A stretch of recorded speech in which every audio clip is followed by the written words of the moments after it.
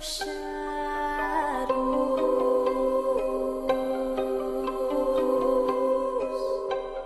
Hi my angels, it's Hailey Reese and welcome back to my YouTube channel. I am so grateful that you are here and I hope that you are having an absolutely fantastic morning, afternoon, or night, whatever it is for you when this video finally reaches you.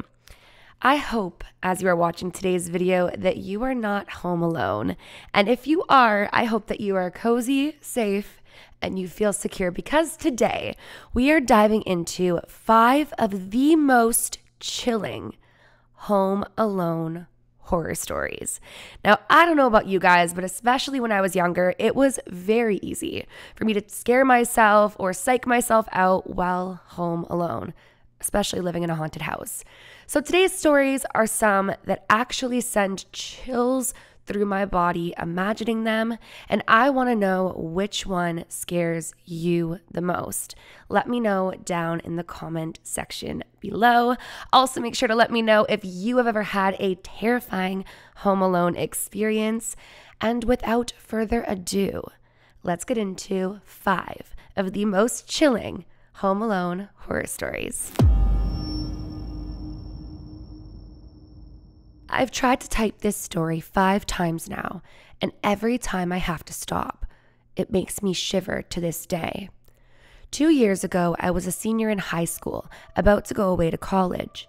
I was in the middle of packing everything for the upcoming semester. I remember that my parents had a poker weekend up at the cottage with some of their friends. I remember this because they didn't want to be away from me in my final days before heading off. I assured them 2 nights away would be just fine. My parents were supposed to be gone from the Thursday to the Sunday morning. I knew I wouldn't hear much from them while they were there because the service at the cottage is basically non-existent. I got sick a few days before they left and was put on some antibiotics to clear it up fast. The meds that I had to take before bed would basically knock me out. Thursday night went normal, and Friday seemed normal too. I watched my show, did my skincare, took my meds with a bedtime snack, and went to sleep. I fell asleep faster than I thought I would, and had left the lamp across the room on. I was too tired to turn it off. In my room, there were boxes piled everywhere, blocking my direct view to my room door. Well, in the middle of the night, in the grog of my sleep, I awoke to what I heard as creaking up the stairs. I wanted to open my eyes, but I was so out of it, I just couldn't bring myself to. The steps turned to thuds, and I thought I could hear my door open. Then I was sure I heard my door open. I squint my eyes open as best I can, and above the boxes by the door, I see a man in a hood looking towards me. I couldn't tell who it was, but I could tell that they were facing me without a visible face. If I couldn't see the hood, I would think it was just a shadow person, just completely all pitch black. It was large though, giving a more masculine energy. I figured it must be my dad, so I called out, "Dad," but for a while it was silent. Eventually, without saying a word, the door creaked shut and the steps went on. I just laid there, sure my parents were home early. I dozed back off for I don't know how long when I heard the door open again. Still exhausted but more awake, I say, "Dad, is that you?" But it was just me met with silence again. I was about to get up and see what they were doing and why they were home so early when suddenly I heard a voice back. "Shh, shh, hush, baby." It sounded strange. It was almost like a snake-like whisper. I guess I just assumed that Mom had drove and Dad had maybe had a little too much to drink at poker night. I was still too tired to get up, so I called out for my dad to shut the lamp off for me and close my eyes. I heard walking across the room and the light clicked off, and out my room he went. The following morning, I woke up looking for my parents. Their bed was made. Our family dog they took with them wasn't home. Their cars weren't there. I called my dad over and over, but no answer. I finally received a text from my dad saying it was bad service, but was everything okay? He'd been there all along. I started to believe that the meds and exhaustion were the cause of my hallucination, but would soon learn that may not be the case.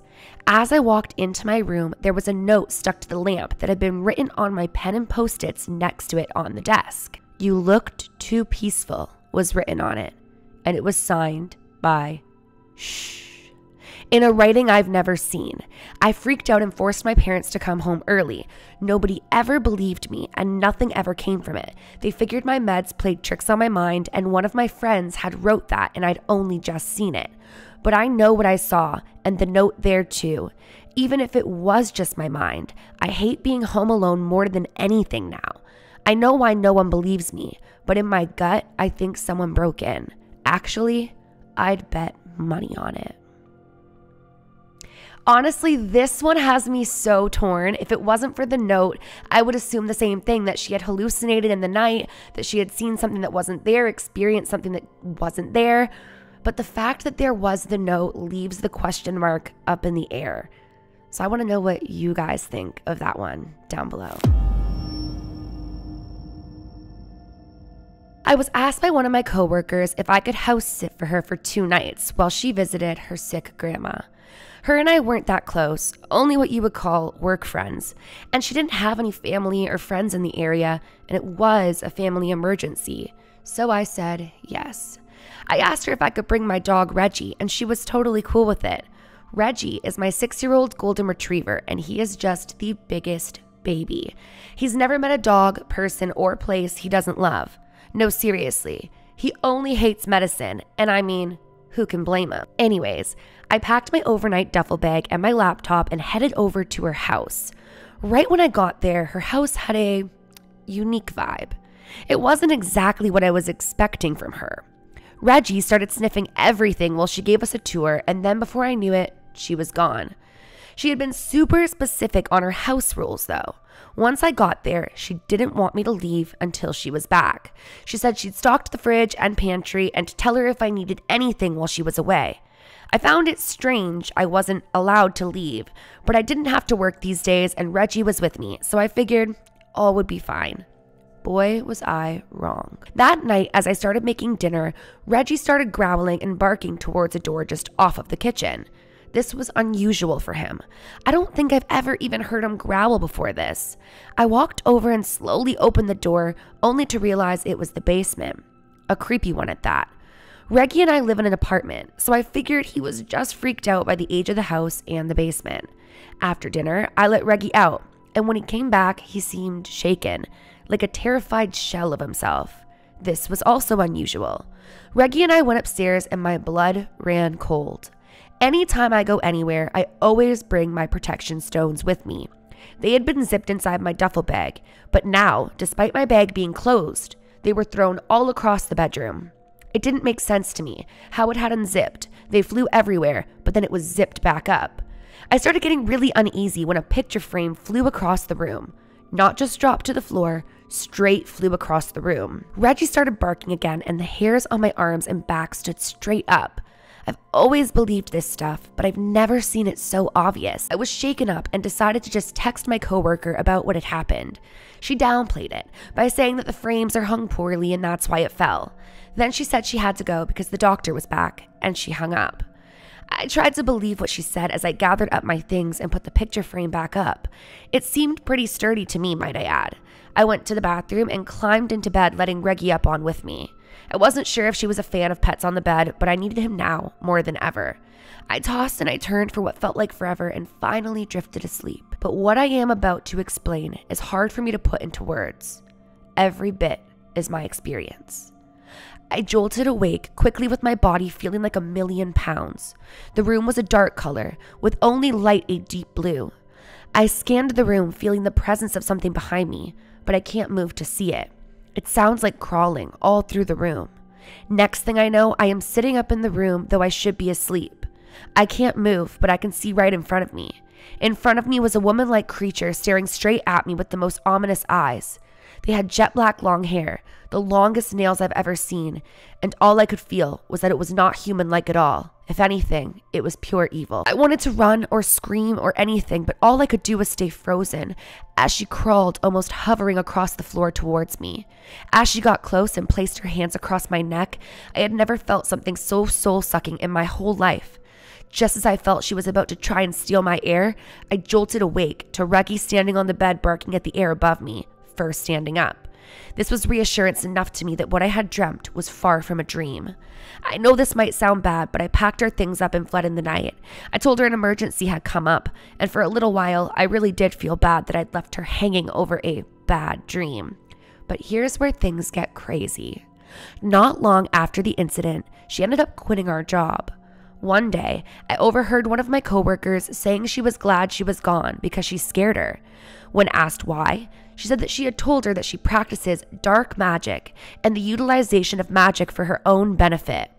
It really makes me wonder what was going on in that house that night, especially since it was the first and last time something like that has ever happened to me. Okay, I need to know what you guys think of this one here. I have absolute chills. I think staying in somebody else's house for the first time that you're not well acquainted with is always like nerve-wracking and uncomfortable and just like, I mean, for me anyways, it is. So to have these types of experiences, I can't say that I would be any better in that I wouldn't have fled. But I would love to know what you guys think happened. Do you think it was an entity or spirit that she had conjured up? Or what do you think? Let me know. This happened last year when I was stuck on babysitting duty. So maybe this isn't quite a Home Alone story, but when your sister is only 6 and can't defend you worth anything, I'd say it's a pretty close second. Our parents would leave me to watch my sister during the day that summer while they worked, and even though no big sister really ever wants to, she was pretty easy to watch. One day, my sister Lennon was extra tired and decided to lay down for a nap. I decided to go over to the couch and FaceTime some of my friends, talking about things I didn't want Lennon to listen to. At around 6 p.m., I heard a knock on our front door and walked towards it. As I approached the door, a man dressed in a suit knocked again and then rang the doorbell repeatedly. Normally, I'd have no problem to just answer the door and see who it was. But something about the man felt very scary to me. He yelled out something like, "Leah? Lennon? It's your father's friend." I knew basically all of my dad's friends and had never seen this man before, but I couldn't understand how then he would know our names. He kept saying that he was supposed to take us to him and that he's tied up at work and kept banging on the door. I ran to call my dad, and when he picked up, he told us not to answer the door at all. The man walked around to the side and back of the house banging on it as we waited for my dad to get home and see who the man was. By the time he got home, the man had left, but my dad pulled up our security footage, and to our horror, there were 3 other people waiting around the front and side of the house in masks. The police were notified, and the man and his accomplices were never caught. But I always wonder, what would have happened if I'd answered the door? See, this is where being an extroverted introvert really does me well, because unless I know you're coming, I'm probably not answering my door at all. My story may not be one out of a horror film, but it has scared just about anyone I've told, and has made me question everything the world thinks it knows about life after death. I was 7 years old at the time of this story and had a babysitter that was like a big sister to me. She'd babysat me since I was 1 year old and was the only babysitter I liked having around. Her name was Cleo, and she always played dolls with me. Every day after school, Cleo would meet me out front of my school and walk me home. We would play for hours until my parents got home, and she never complained. Well, one day after school, I realized I was the last kid at the park, and Cleo was nowhere. I know I should have went back in my school, but my house was so close, I figured I would just walk there and Cleo would meet me there. When I got to my house, I found it weird. My front door was cracked open. I went to push it open when I hear my name being called and Cleo running up behind me fast. She apologized for not being there for pickup and assured me it was okay that the door was open, that she'd opened it. And so we went in. Cleo and I played and played until Cleo looked at me with sad eyes. She told me she would have to go soon, but that she loved me and she just wanted to play dollies with me today. I didn't understand what she meant. I think I just told her that I loved her too, and a few moments later, my parents came barging in, all panicked. My mom was crying, saying that she was so sorry that I was left alone, and asking how I'd gotten in the house and was I okay. I was confused because I wasn't alone. I'd been with Cleo the whole time, but my mom didn't listen and just kept hugging me over and over and over again, apologizing. I never saw Cleo again. Years later, I found out that Cleo had died in a car accident on her way over to my school to get me. She had died right away. Somehow, even in the afterlife, Cleo was still the best babysitter ever. I'm all grown now, and it's just as real to me today as it was then. That might actually be my favorite one. I know that that one's not terrifying, but I just love stories like this where even in the sudden loss of their life, these spirits just want to be there to comfort and support the ones that they love. I just think it's so special and so beautiful. Eerie in a way, but in a beautiful way. I was home alone one night because my roommates were all back home for Thanksgiving, and I didn't really have much family to go home to. It was kind of a sad Thanksgiving for me, honestly. I lived in the suburbs with 2 other roommates, and even though we had nothing in common, I liked to know that I wasn't totally alone all the time. We rented an old but moderately priced home from a man who had just moved back in with his son. My reason for bringing this up is that while it wasn't a complete dive, it also wasn't the most secure. I remember this one night I was already feeling off about everything. I should note that I had spent most of my life alone. I wasn't someone who was scared to be by themselves at all. I was actually a little too comfortable with being alone, which is why I wanted roommates in the first place. I was always so sick of being alone. Anyways, the entire house was dark except the dim lit kitchen light I had on while making myself a late night snack. I remember getting a chill down my body when I realized that the back door was completely open and a draft was coming in. I walked over to it and peered outside, but nothing seemed amiss. I closed the door and went back inside, but it still didn't feel right. The house may not be secure, but the doors did shut and they would stay shut. Even if there had been a breeze and I hadn't locked it, it never should have blown open. I ate my snack, did my rounds to make sure everything was locked, and then went back up to my room. I went to sleep. In the middle of the night, I woke up to what sounded like a loud crash. I walked to the top of the stairs when I heard what sounded like footsteps, stomping hard. I didn't know what to do, so I ran to my room. I thought about locking it as we all had our own locks on the doors, but figured then he would know and think I was home. So I ran to the closet and hid underneath a pile of clothes, with my door open, as if I too was just gone for Thanksgiving. I hoped whoever it was just wanted to rob the place, and that they would take what they wanted and go. I heard him slowly move from room to room, stomping louder and louder as he got closer. Then, I heard him enter my room. My heart was beating so loud I was sure it would give me away, but I just held my breath and tried not to breathe. He rummaged through my things, but what? I don't know, because I was stuck hiding underneath the blanket. Then I heard him slowly walk away. I immediately grabbed my phone, but I was too scared to call 911 myself in case he would hear me. I could still hear him wandering the house. I texted our neighbor and told her what had happened and to call the police immediately. It felt like forever until they got there. They would later find a man trying to get away from the area as the police arrived, with a duffel bag full of the most disturbing things. He had duct tape, a knife, rope, gloves, garbage bags, and more. Safe to say I was wrong. He was never trying to rob the house at all. I have told you guys endless times before, nothing scares me more than what people within the human race are capable of. Anytime I was home alone, I was never like, is a ghost about to pop up? Am I about to have some sort of paranormal experience? No, it was like, are the doors locked? Am I secure? Do I have the phone and like protection near me? Always thinking about that stuff. So to discover that is terrifying. Whew, it just gives me the heebie-jeebies. Well, you guys, those are 5 of the most chilling Home Alone horror stories. Which one scared you the most? Which one did you enjoy the most? And what do you think of the experiences? Make sure to comment all of that down below. I love nothing more than to read through your guys' comments. Over the years, it has been one of my absolute favorite things, is just getting to know you guys, bonding with you, hearing your opinions on these things. It's like when you're a kid and you get to tell spooky stories with your friends at a sleepover. Every day feels like that here. So definitely let me know. And that is it for today's video.